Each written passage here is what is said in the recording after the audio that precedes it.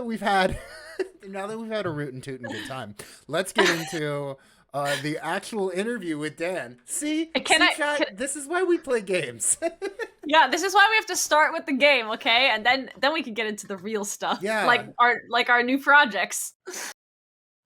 Can I say the thing that I always forget whenever I host? Oh my god, yeah. Do it, because I didn't forget this time because I'm not hosting. That must be it. It's like when I'm hosting I forget. Dan, will you let Daisy do this? Yeah, carry on. They're redeeming themselves. Yeah. Let's do it. Everybody who watches the show every week, when we interview a guest, we ask them lots of questions, and you might think that it is me and Dom who come up with all the questions, but it is not. It is a whole team of folk-wise sleuths who get together every week and do some research on the guests to come up with questions together. So if you hear a question that you like or you think is funny, or if you hear Dan at any point go, wow, that was a good question, don't think of us, think of the sleuths, who are also intrepid and wonderful and gorgeous and beautiful and all of the other things that make this show possible. There we go. Daisy, was that your Dan impression? No. Oh, wow, that's wonderful.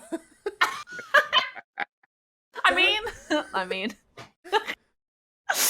All right, take it away. I'm already laughing too hard, but we need to actually start talking about actual scholarly stuff. Then we can back to having fun times. Some real stuff. Dan, I've got a question for you right off the bat. So, as you mentioned earlier, you work in a museum. Yes. Namely the National Museum of Wales, correct? Yeah. Yes. Amgueddfa Cymru. I'm so glad you said that for me. I wouldn't have been able to. I saw it on the website. Was not able to suss out the pronunciation. Can you say it one more time? Amgueddfa Cymru. Right. So I have a museum question for you, Dan, that I think you're the right person to answer right off the bat here, and that is, how do museums function as transformative educational spaces? Oh my god, you're literally now expecting me to answer something that the high-ups have to, all that crap that they have to put on the website to describe it. How do they function? Yeah, this is your hardest question. Just jump into it. It is your hardest question. It's a really good question, because I mean, the whole point of it is, first of all, the educational part of it is a lot of people who come there for the first time, they will have only been educated in schools, or they might even be too young to have even been educated in schools, and they will get to see real artifacts from real history, and they will get to learn the idea of past times in a diorama. We've got like mammoths that move. We've got real mammoth fur and little baby mammoths, and they'll start developing these stories in their head. So it transforms their lives automatically, because they're seeing things that they've seen in storybooks or something like that, and they get to see the facts behind them, and then they create their own stories, and as they start to learn more and more and more, they get to add the facts into their story, and so yeah, I mean, that's a bastard of a question, I have to admit, but good. Thank you, sleuths. No, that's great, because it's kind of like you're like this cool bridge between like teaching people how to learn, which feels like, I don't know, meta or something. Well, it is. I mean, I teach kids. One of my favorite lessons is dinosaur detectives. Dinosaur detectives. So I'm literally teaching them how to learn in that. I'm teaching them how we find out about dinosaurs. I mean, because I teach them like that it's a jigsaw. You don't find a whole dinosaur. You find a bit of a dinosaur, and it's like a jigsaw, but without the box and only a few of the pieces. So you've got a lot of it's a bit of guesswork there. You start fitting together what you can. So you can work out size, you can work out what it ate by its teeth, you can work out from footprints how big and fast and stuff like that. So you can work out all these details with just minimal amount. But my favourite bit is, of course, when you get a coprolite, which, for those of you not familiar, is a fossilised dinosaur poop. And you get a young child interested in that, and they think history's cool then. Yes, the way to their hearts. Here, Dan, let me ask a museums and education question that's less of a bastard. Okay. How does your experience as a performer influence your role as a museum educator? Quite a lot, actually. It's when you're doing, for example, stand-up comedy, say you got a 20-minute set, you've got jokes, and you might mention something, and then later on you bring all of these threads together at the end to wrap up the whole story. And you're doing the same with about dinosaurs, or you're doing the same about some Monets or Manets or Rodin and stuff like that. Some of their work. You're teaching these lessons, and you start mentioning these facts, and then you end with all those facts being wound up neatly so they remember them again, because they remember what you did. They ties up nicely at the end, and that performance is still there. So you create this story and finish with a nice ending, like any good story. Mm-hmm. And then okay, then does that work vice versa as well? Does your experience as an educator like affect how you work on stage? It does, actually. I mean, I do a lot of crowd work, so I'll be talking to people about things, and I do this whole bit because I don't. A lot of comedians will, chat to people and say, ask him what they do as a job, and as if that sort of defines someone, and it doesn't always. Some people just have a job because they need money to eat, So I sort of like tend to ask them questions about things that they have some some agency in, that they have a choice in. So I'll be talking to them about what their favorite animals in. So all my knowledge is a knowledge of animals and nature from the museum and stuff comes into it. So I'll start talking to them and making jokes about their animals and how it reflects on them as a person, generally insulting them because most people just choose dogs or cats, and because they're highly unimaginative. In fact, can I ask you, Dom, what would your favorite animal be? It's a raccoon. I think it's raccoon. An excellent choice. A That's dirty little Daisy. thief. I think Daisy's probably got dirty a great little answer. thief. Daisy. Yeah. What about you? It's a Tasmanian tiger, which is the recently extinct. The thylacine. Absolutely. I mean, and do you know what? They are an amazing creature. But the fact is that the only footage of them is them looking really depressed in cages. I know, it's really sad. Is that the sort of thing you like to watch, Daisy? I mean, I am in grad school, so you can only assume. The melancholia is strong in this one.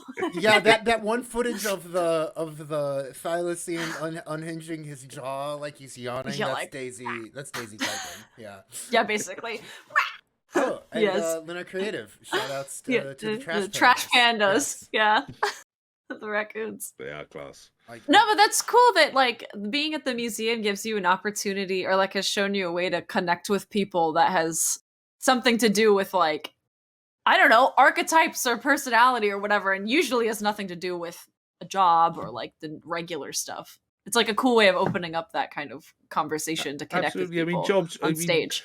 Some people live their dreams and have a job that they've always wanted, and most people do not, though. Most people have something that they do day to day to get them by to do the stuff that they want to do. And you're judging people on that, it's not great.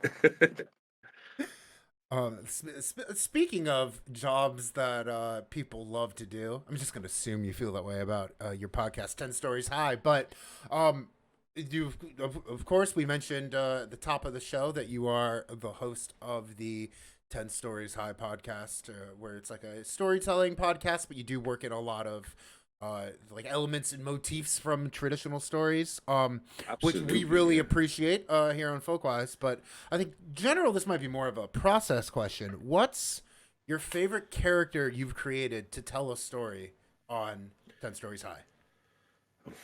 To tell a story, I mean,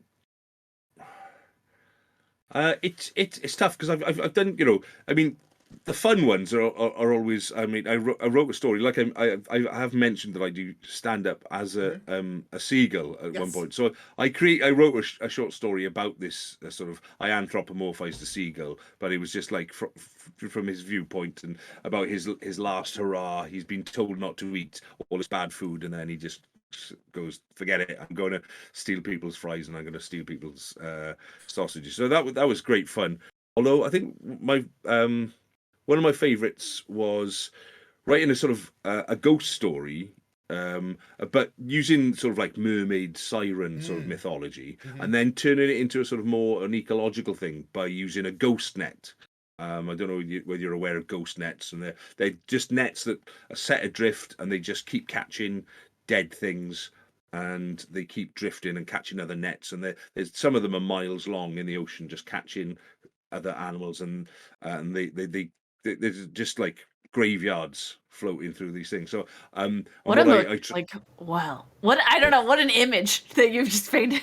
That's exactly. That's what I thought. I thought, but what if there was an intelligence behind? What if this mermaid was actually sort of this siren was actually in the center of it, sort of like pulling everything in her ghost net and turning it into that. So yeah, I think that was one of my favorite characters to sort of create.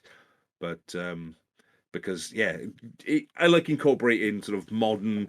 All the classic stuff, all the classic sort of mythology with more modern sort of. I'm studying a bit of ecological sort of stuff as well, Daisy. So I mean, so is Daisy. Yeah, and also people in the chat Let's are saying talk. they specifically like your siren episode. Yeah. I did enjoy doing it.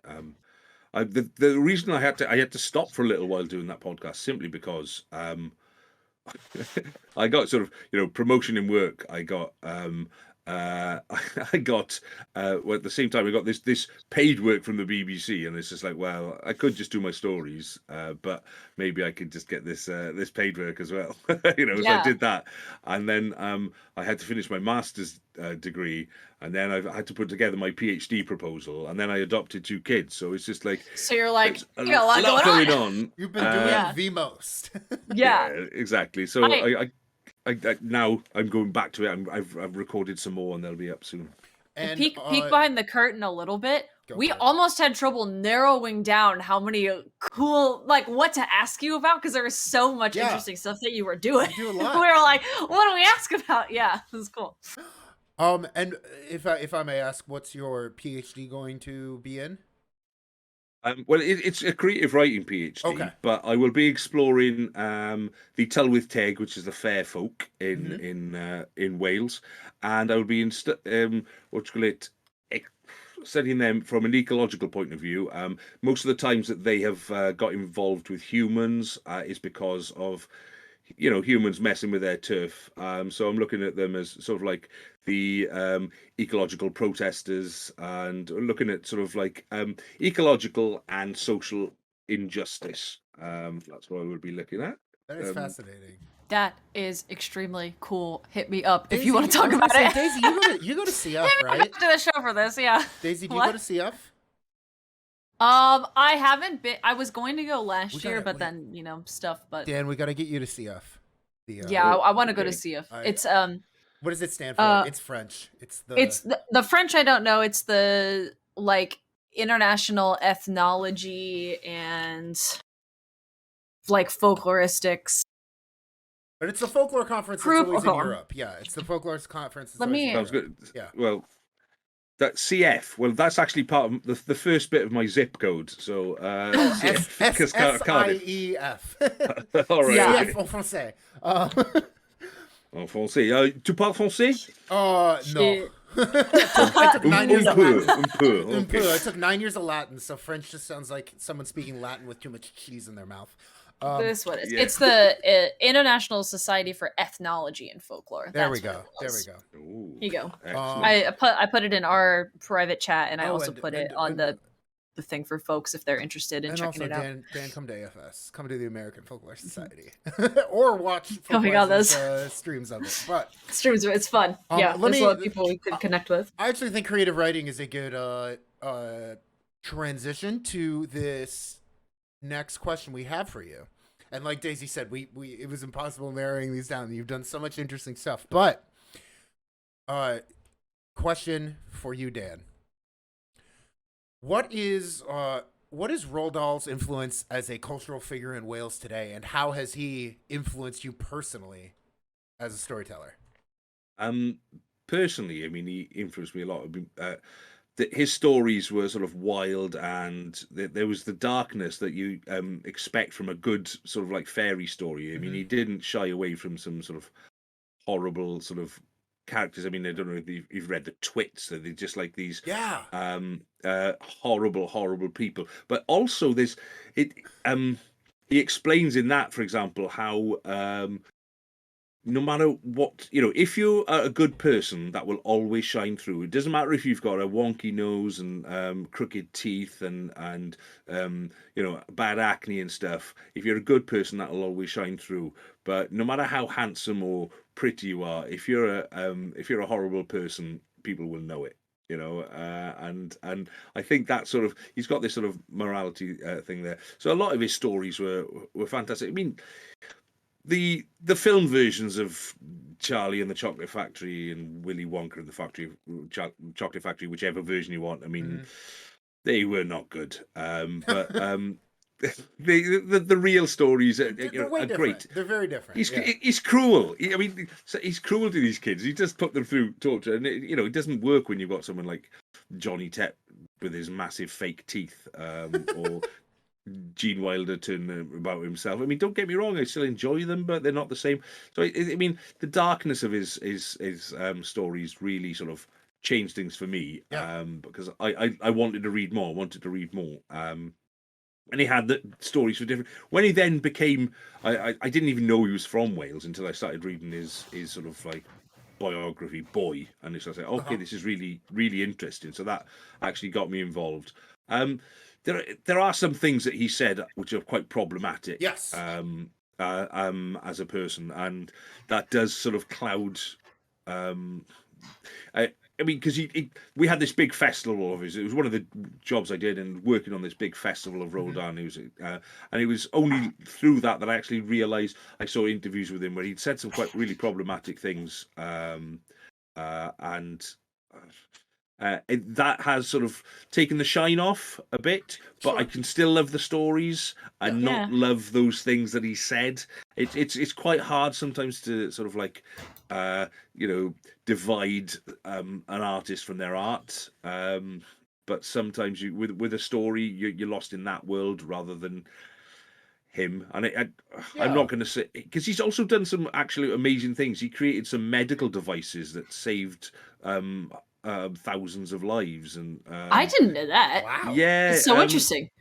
It's amazing. He went through some terrible times. Like he had one of his kids, their brain, they needed to drain their brain regularly. Oh, sure. And so he created, helped create this device that would do it. You could just put it in once and that's it, and it would do it regularly. And instead of having to basically trepan them every time, which is quite amazing. And he's gone through a lot of tragedy. He was also an international spy. Yes. Yes. So he's had an amazing life, interesting life. And then I think towards the end of his life, he was just a grumpy old man who said some rather horrible things. Death Lorist in the chat wants to know if you have a favorite story of Roald Dahl's. It's or like an in the moment top story. All right. Well, I mean, I love the Twits, but I've already mentioned that one. Yeah, So I forgot about definitely Twits, so you said that. That's a good one.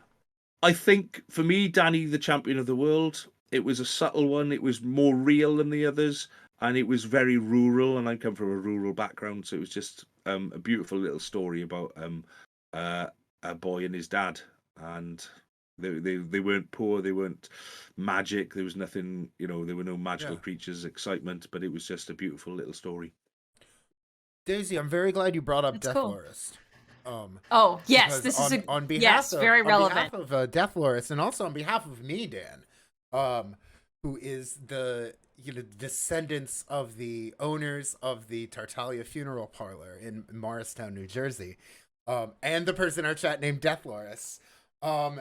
You were a undertaker, correct? I was indeed. You were an undertaker. What is the most unique Welsh funeral tradition? Do you know what? Wales is known for it's a land of song. Yeah. And everyone harmonizes, and a male voice choir is something amazing. It doesn't happen all the time, but it's beautiful, and they sing together. Everyone just harmonizes, and it sends shivers down your spine. If you can look up on YouTube any sort of male voice choir, they are amazing. Welsh male voice choirs, they are absolutely beautiful. Yeah, they really are. Yes. Oh, also former choir boy, so I've seen a lot of those videos. But that's the sort of funeral traditions. I mean, that's the particularly Welsh one. The but the actual job is I used to help pick up the bodies from where they died as well sometimes. So it was some of those bits are a bit grim, and I may not mention them on air because although I can honestly tell you that I did drop someone once. Oh no. Well, it was only a little fumble, but basically it was because this is my first time, and I didn't realize that when you move them, the air comes out of their lungs, and they make a sound. So I was a little bit scared. So you're spooked. They didn't hit the floor. They didn't hit the floor. I did grab them. Oh my god! Wow. I guess That's another cool. another kind of Welsh specific question. And as we said, former Undertaker, and you already mentioned stand-up comedian in your list of qualifications and job experiences. But what aspects of Welsh culture do Welsh comedians draw from in their stand-up in your experience? Well, I mean, I do use bits about the Welsh language because it is quite unique because it is so old. That's something like I do. For example, I mean, a lot of our words are very descriptive. For example, for the Welsh word for butterfly is iar fach a haf, which literally translates as little chicken of the summer. Whoa! Iar fach a haf. It's beautiful, isn't it? And then for dragonfly, you've got gwas a neidir, which means servant of the snake. Oh my! This is so badass. And my favourite is the Welsh word for jellyfish, which is contamor. Now it translates into a very rude word. So if I can have your permission, I was going to say ghost love. I don't understand. No, I'm gonna say it to you in Welsh again, and see if you can guess what the first word is. I have guesses. Contamor. Say it again. No. Contamor. Okay. Okay. Can I translate it? Or would you rather? If you're under 18 and are watching our show, please cover your ears. Also, here in the UK, it's more fine than in the States. It literally, exactly. It's quite, it's quite a strong word over there. Over here, it's just like every day. No, it's not. But it literally translates as "cunt of the sea." Wow, so descriptive. I do a whole routine about it. Awesome. All right, so let's get into like the out and out fun questions, and I think I've got the perfect one to start off with. Do you have a joke that's funnier in Welsh than in English? God, yeah, it's really niche. Do it. You're on a folklore Twitch show. I think I think niche is appropriate. The triviality barrier. Okay. Wyt ti'n lico lamb? Na, ond oni. Now the thing is, right?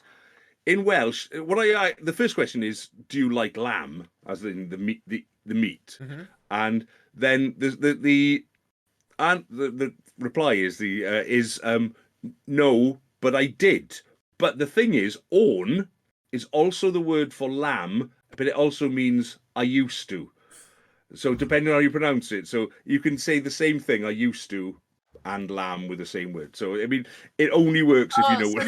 You can tell who's Welsh in chat because someone is laughing in chat. Yeah, somebody is laughing. And there's a follow up. Then there's a follow up, which is like, wyt ti'n lico beef? Na, ond BSE. Now that is not only Welsh specific, but it's also time specific. So it's even more niche because it's like, do you like beef? And it's like, no, but I used to, again, BSE. But BSE was also a disease in cows. So in the 80s, bovine spongiform encephalopathy. Oh! So it's just like really niche. It's like the most. Okay, both of these are like ecology dreams. Or ecology jokes. So I'm sorry, I have dream brain now. Yeah, I'm getting dream brain. 840 But dream brain. what do we say? 840 dream brain. Ecology jokes like about, I don't know, agriculture. I think those are funny. Yeah, they're definitely I like agriculture. it. I mean, like because it. you've got to bear in mind that farming community is a big part of Wales. Yeah. The chat's being hysterical right now. Thanks for that, Dan. No, they're definitely laughing. Dan, which moment or moments in The Witcher made you sit up and say, "Oh, I know the story"? Oh, We talked a little bit on our quest we were in earlier, but what's a moment that stands out in your head? Well, the thing is, in the Witcher game itself, it's more sort of like characters. I mean, the stories themselves are, just like you look at all those characters and they're speaking Welsh, and all the sort of Wild Hunt and the elves are very much sort of like similar to the elves in Welsh mythology. A lot of the time, they're sort of like their whole sort of their language, the way they act, they're sort of like the fair folk. It's very much based on similar to Welsh sort of mythology. I mean, there's 5 types of fair folk according to this book, British Goblins, which is from 1888. So British means Welsh. Okay, literally, it's all about Welsh. But there's 5 types of sort of fair folk. So the Ellallon, which is the elves who you would find in the woods and the groves, and that is very much like any sort of like Broccolon forest that you get in the books and the TV series and stuff like that. So it's very much like that. They're protectors, and if you come in there, that's it. They wouldn't necessarily kill you, but they would wipe your mind like they do in the books and the. I don't think that doesn't feature in Witcher 3, but that features in the books and the TV show. Yeah. They sort of like wipe your mind, maybe mate with you, and then chuck you out again, or kill you. And then we've got the Coblinau, or mine fairies, which is Coblin, literally. I mean, it sounds like goblin, and they were goblin, and they used to knock on the mines and stuff like that to warn people. Then we've got the Bwbachod, the household fairies, the Graged Annwn, fairies of the lakes and streams. So all of these things you'll see aspects of in Witcher. So I mean, these are all there. There's not necessarily one specific story, but you see elements of the story because he's pretty clever about his writing. He doesn't say, "Look, this is just a rewrite of a story." It's not Shrek. But he's got these, but he's taken the characters. You look at all the stories of the witches in the bog and stuff like that. I mean, they've used elements of the sort of gingerbread, sort of Hansel and Gretel stuff, which is not Welsh, but the elves are definitely the Welshest aspect of it. And their accents and language, sort of show it. I'd say good answer. I think Daisy's very interested in this next one. What's the most outrageous thing you've ever been filmed doing? I've ever been filmed doing? Yes, because you've had a lot of television appearances. Yeah, we found a list of very compelling images, is the way I'll put that. Well, there was one time that I was filmed going to the market and asking for a cheese and onion sandwich in a gimp mask for a TV show. There's another one you may have seen where I'm dressed as Kick-Ass doing fighting with a couple of other sort of comedians. That was part of the TV show I did. That's awesome. Yeah, obviously they had a body double who was literally half my size, so it was obvious when it was him and not me. But I think that made it even funnier. That's on YouTube somewhere. That's so funny because to cut back to that other person is like That's really funny. Exactly. You're like, It what was are you doing? ridiculous. Absolutely Yeah. ridiculous. That's so But I've done silly. I used to run a sort of like a regular sort of sketch show where we would write and produce filmed and live sketches Mhm. like every couple of months, and it was absolutely ridiculous how much work we had to put in. So they were shoddily made. But there's one I did a spoof of Lord of the Rings called Lord of the Gin, which was just literally about alcoholics with a really bad bottle of gin, and they were trying to get rid of it. Oh, good. So I mean, choosing one in particular is pretty hard. I think you gave us a good sample. That's great. Yeah. Speaking of amazing moments in your career on film, Dan, when is Mystic Demon Killer 2 coming out? Is it happening? And if Oh my and god! do you have a pitch for what number 2 is going to be? You know what, Mystic Demon Killer? That was an interesting. Yeah, now the man who made it. Yeah. I will not speak ill of him. But he Starting wouldn't off, take that advice. was pretty good.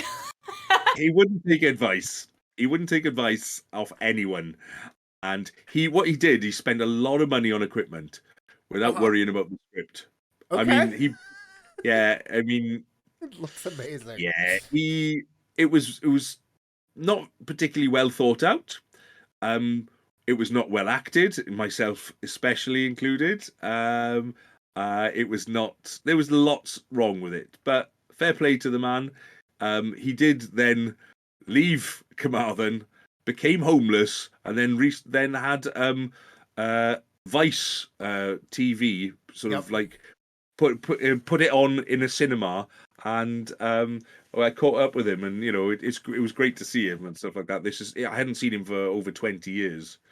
And yeah, the That's film amazing. itself, Wow. the film itself is, it's great if you want to support a man with his dreams. Buy it online, Mystic Demon Killer, or buy a mug with it on or something like that. But In my fact, I God, will. my character's name was Professor Paul Hockley. There we are, an expert in demonology.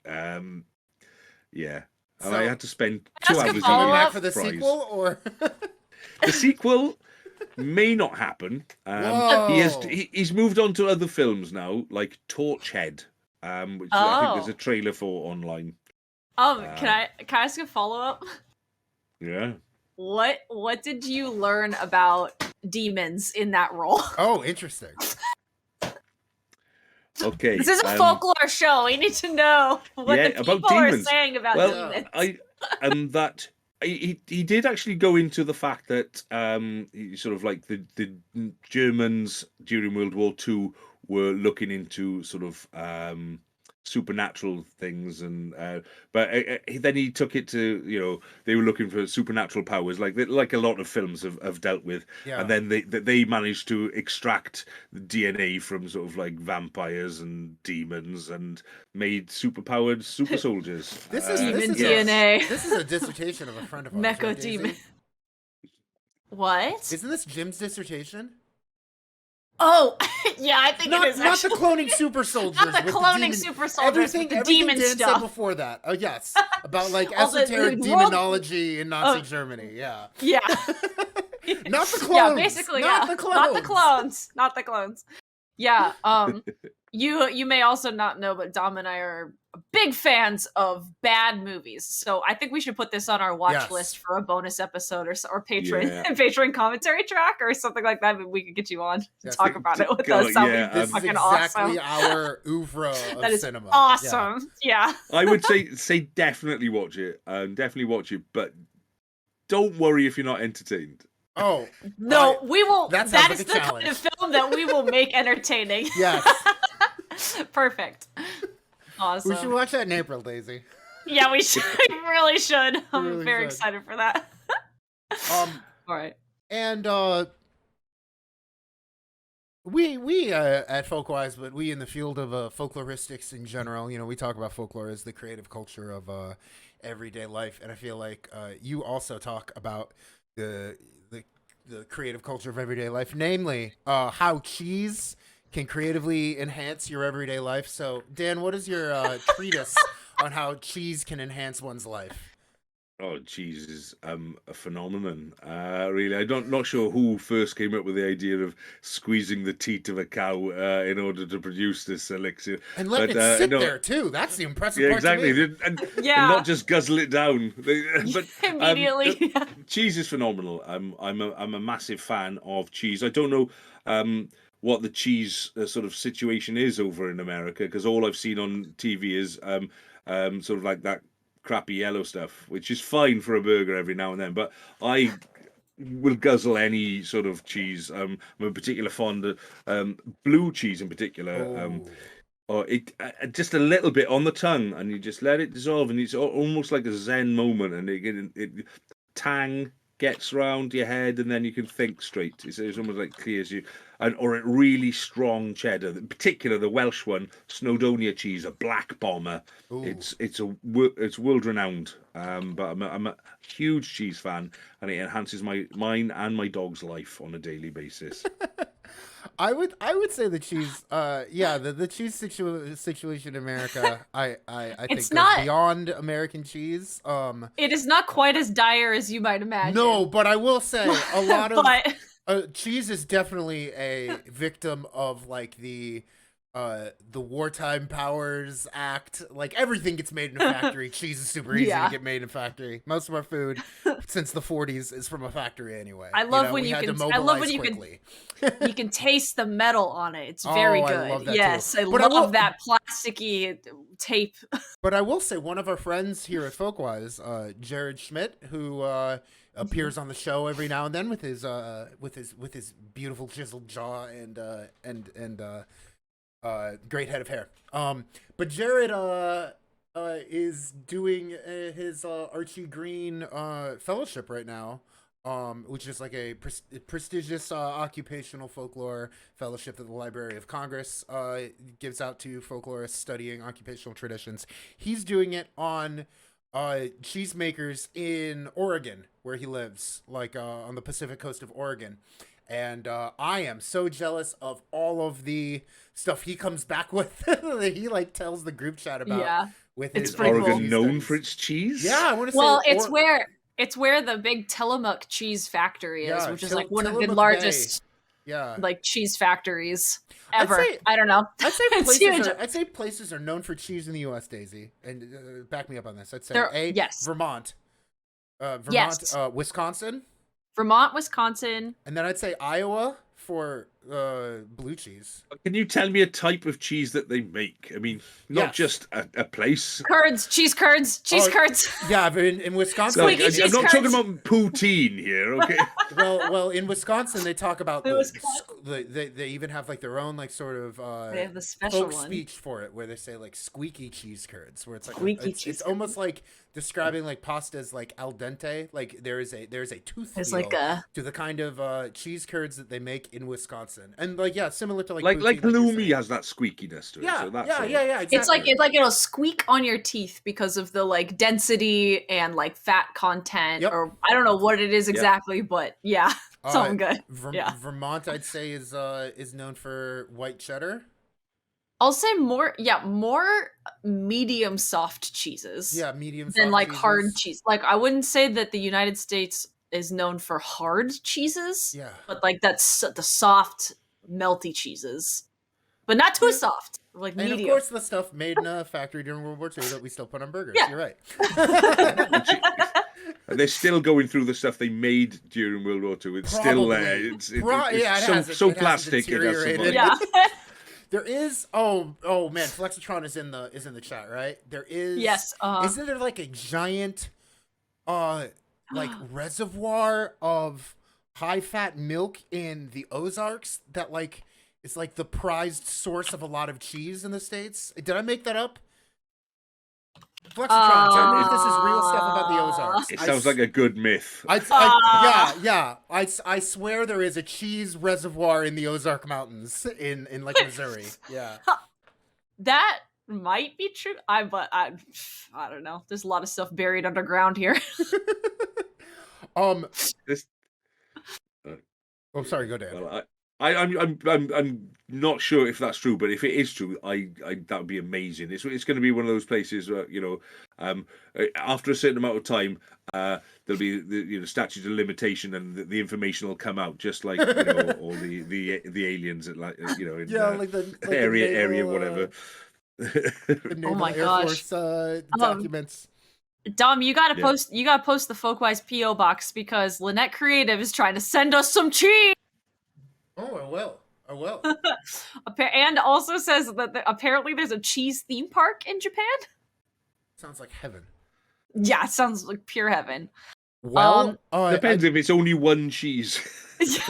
Right.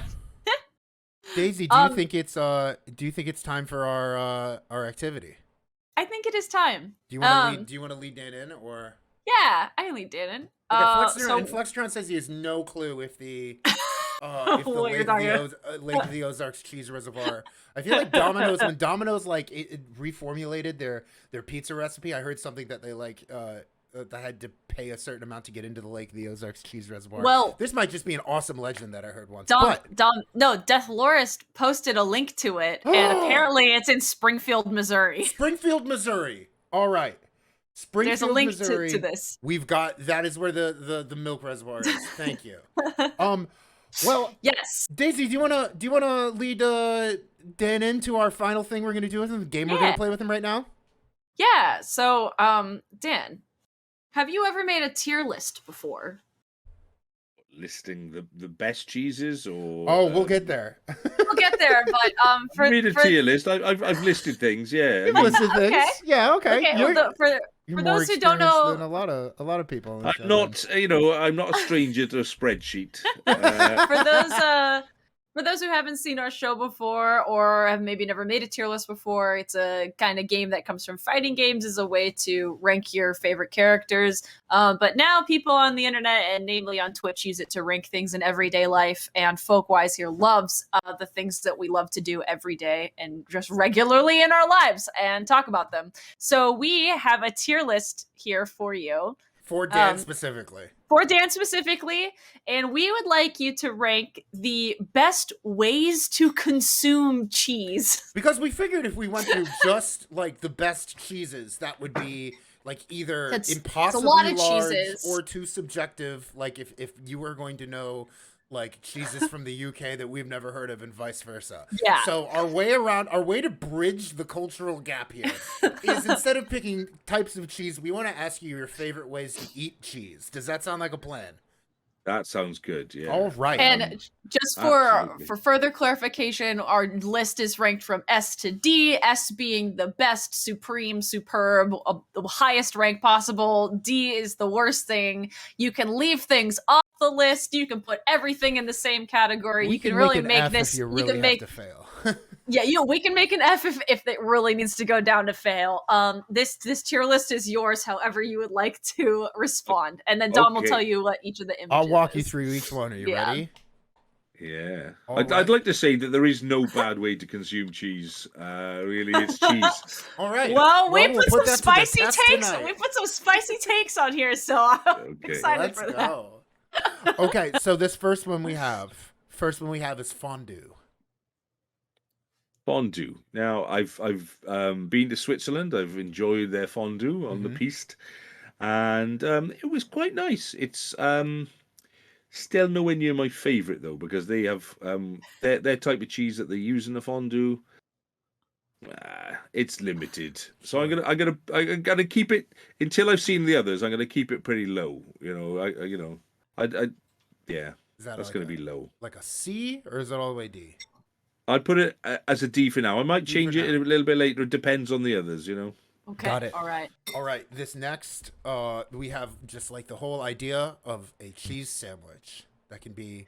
Try to find a picture of a cheese toasty for you, grilled cheese for our American friends. Its cousin. A grilled cheese sandwich or a cheese toasty or whatever, however you do it. If it's melted cheese in crisp bread, and if you've got a little bit of something special in there as well to give it a bit of va-va-voom, I'm putting that up to a B, I think. There, okay, a B. Yeah, it's a good one.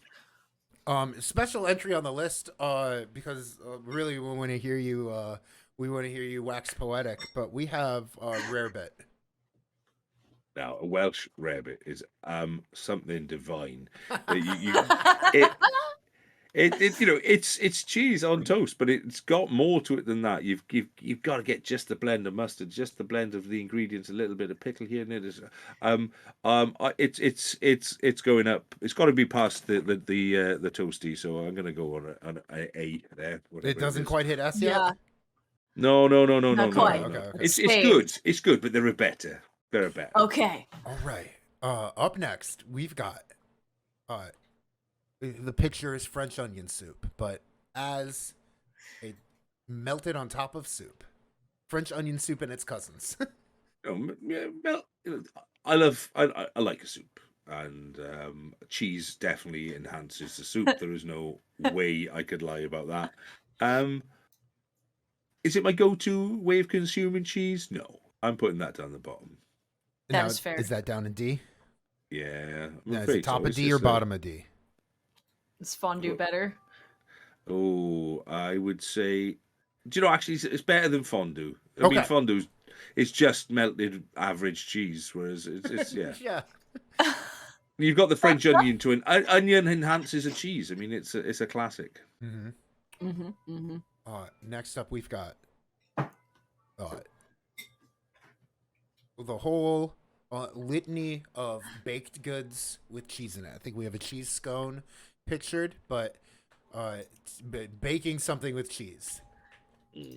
So we've got a baked. I'm just trying to think of other baked goods which have the cheese in it. You can get those sort of like twisted cheese sticks kind of things. Yeah, or like cheesy breads. Yeah, you know, a good cheesy bread is much better than a cheesy twisty thing, or a cheese scone can be absolutely lovely. I'm going to put them, but they're not wowing me. They're not wowing me. It's all about what you have with them rather than their own. So I'm going to put them at the C. Okay. That is a very good point. Filling it in real nice. Next up, Carrie made me do this picture. I'm very proud of it. Cheese and crackers. The classic combo. It's I've consumed many cheese and crackers. I have them regularly with my dog. I have my cheese advent calendar every year where I open them every day. And you guys don't have advent calendars over there. Oh, we do. You do? Yeah. Okay, good. Daisy, is that a Catholic thing? Is that how I know why I did it every year? Yeah, I was like, what? Okay, it might just be a Catholic thing over here. Yeah. The thing is about any religious-based advent calendar, it's generally a depressing picture behind every door. Yeah. Whereas we get ones with chocolate in.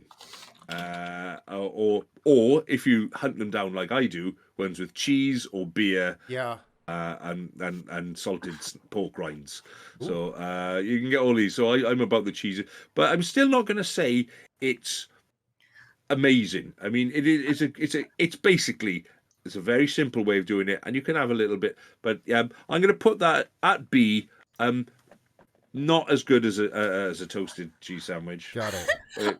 I do love the critical thinking that you're engaging in deciphering the levels questions. of this is a very important tier list. Serious question. You thought the opener was intense. This was a hard one. This is the true.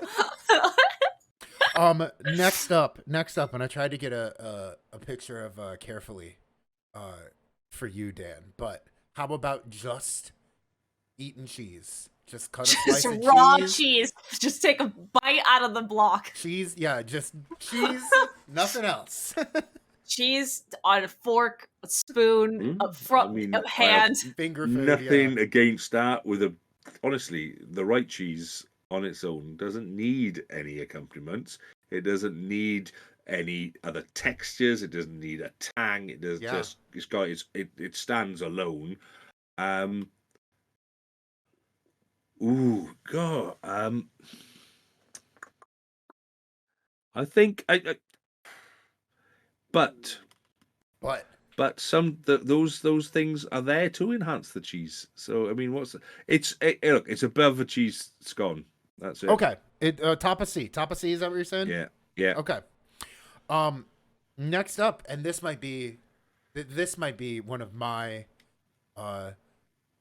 this might be like my canonical answer for best American food, but we have Okay. the cheesecake. It's baked and then it's cooled. Oh, a baked cheesecake rather Yeah. than a non. Okay. So it's yeah, not the just basic ricotta. Yeah, like a New York Okay, style cream cheese on a like a it's cracker tasty. crust, and then put It's in the very fridge tasty. put in the fridge and freezer Yeah. after. Yeah. I'll be honest. Baked cheesecakes over here, we generally don't have them very often. Mhm. It's not normally the non-baked ones with just a biscuit base. Yeah. But not an American biscuit base. It's not savory. It's a sweet. Oh, yeah. It's, I knew yeah, what you you meant by understand. biscuit. I knew what you meant by Yeah, biscuit. yeah. Just making sure because otherwise you're thinking I'm odd. Oh, my Uh, Pakistani friend heard the term biscuits and gravy, and it did not compute. She did not It understand what was was being it said. was very confusing. yeah. Uh, um, let's see. A cheesecake's good. A cheesecake is good, but But it's not as good as cheese on its own. I'm sorry. A That's a good cheesecake point. is it. Look, the cheesecake itself. Um, unless you've added something, you've enhanced it once Yeah. again into something special. The cheesecake itself. I'm going to put it in between on C. You know, that it's going to yeah, be right in yeah, the middle of C. Right in the yeah. middle of C. Next up, and again, because of my Italian roots, we had to include cheese stuffed Yeah. inside of pasta. I've got stuffed shells, but we're incorporating your raviolis, your tortellinis. Okay. Do you know Your what? With that- lasagnas. Your lasagna. I think lasagna can count. Yeah. Yeah. Now, I had an amazing time in Italy a couple of years ago. I went to Rome and then I went to the mountains and Oh, we just nice. fed so much good Italian food, and it showed us how to do it properly. And even that's yeah, that's going up the top there. That's S right tier? at the top. Yeah, Oh, that's you phenomenal. made us wait yeah. for that S. Oh, it's satisfying. The It's just like anticipation. if you think about it, if you've got your carbs, and Yeah. then the cheese is like it's just the right, and you can maybe put a little bit of a bit of basil or a bit of thyme, or a bit of Mhm. whatever sort of little herb in there with it. A little even spinach and ricotta is just such a yeah. delicious. Oh god, I think that's what's going on in the photo. Yeah. yeah, amazing. A little bit of green with the cheese melted in there, and perfect fresh pasta. Oh yes. Dan, I could listen to you talk about cheese all day. It's so you can tell you love it. You can tell, yeah. And this last one, we've hinted at it before. Chat hinted at it also. Chad hinted at it before too. And of course, yeah, this is a shout out to the great city of Philadelphia, because you would not be Philadelphia without this. And that, of course, is bright orange, processed from a can, Cheese Whiz. Cheese in a can. Aerosolized out of a can. Where do you put our proudest American cheese? My God. But it's not a real Philly cheesesteak. It's not a real Philly cheesesteak if the cheese didn't come out of a can.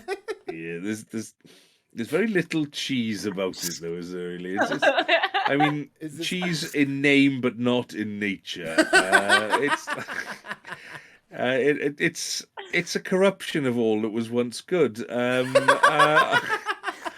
I'm sorry, when if I came in drunk, I'd probably squirt it into my mouth until it came out my nostrils. But I'd eat anything at that point. I'd eat a rat in a bap. I mean, my God, it's not going to enhance my life, and there's a good reason that it hasn't come over here. Yeah, I think you can put that right at the bottom, right below anything else. Is this the first time we create an F tier? Should we make an F tier for it? Is it even below? Yeah. Here. I think it is absolutely. It doesn't deserve to be next to French onion soup or even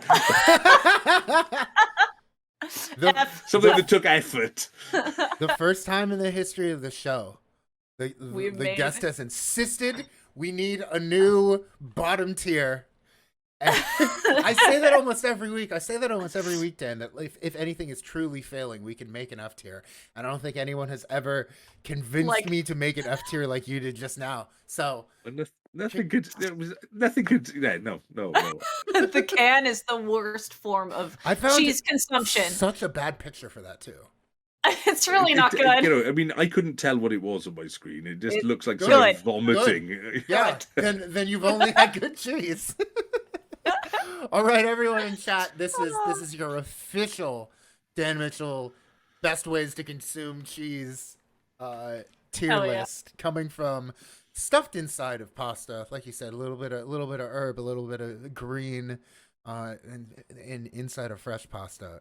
All the way down to the new standard for terrible on the show. Cheese whiz. It canned. We can now. Yeah. And James Dalton Bell in chat says, Dan, full use of the range, not afraid to use lower tiers. Look at that excellent normal distribution. This is a good tier list. Excellent work. You have made an official bell curve. That's how it should be. Excellent. A little bit of an outlier on top. I'm nothing if not scientific in my method. Very good. Well, everyone, I think some people in chat are getting it already, but everybody, if you liked Dan's interview, please leave him some ladders, a GG if you don't have a subscription. But everyone, thank Dan. Dan, it was so fun to do this interview with you and to have you on the show. Well, it's been an absolute pleasure to talk, nonsense and serious folk and cheese. I think that's kind of that's kind of our mission statement: talk nonsense and serious folklore, and sometimes cheese. Comes up more than you think. Yeah, with occasional cheese. The occasional cheese.